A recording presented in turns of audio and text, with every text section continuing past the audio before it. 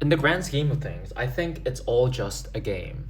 This entire life that we live in these bodies on this earth, it's all just one big game, one big play. You're birthed into a particular body in a particular circumstance in a particular era.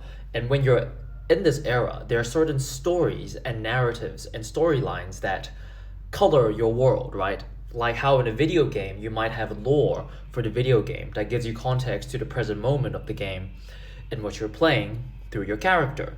But similarly, in real life, you also have lore.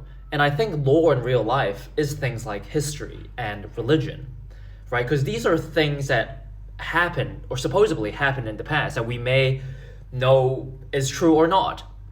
This guy said this happened. Oh, Jesus was like this as said by the Gospels, but then Islam might say something different, or this historical fact might be this or that depending on who's reporting it, right? It's all very up in the air. We don't really know for sure 100% what actually happened in the past. Ultimately, the past, what I'm trying to get at is it's an idea of what could have happened in the past.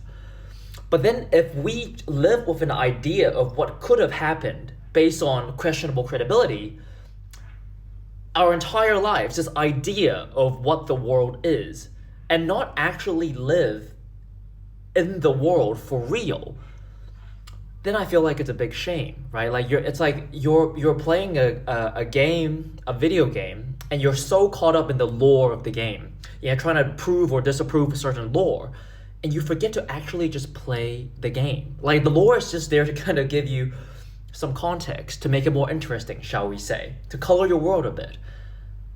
But it's not for you to get caught up in my opinion. So how do you play the game for reality, and how do you not get caught up in stories? Well, thank you for asking, my dear viewer.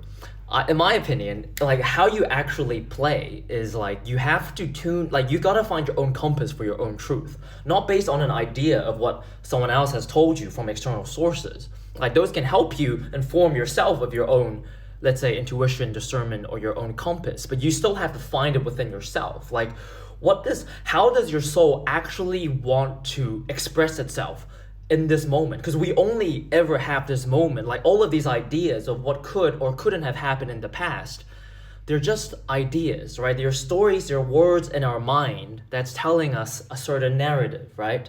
But it's just a story, it's not real in a way, right? But what is real is this moment, right?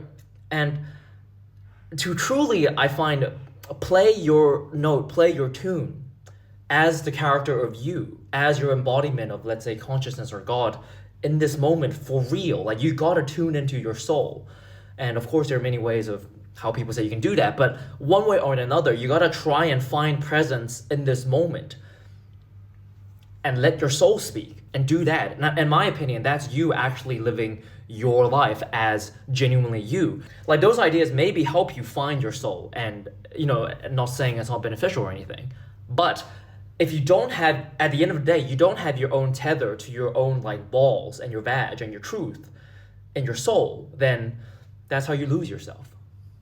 So I mean, I guess my whole point is like, people can say this or that, and there's so many things about trying to prove this or that, but at the end of the day, all you have is this moment,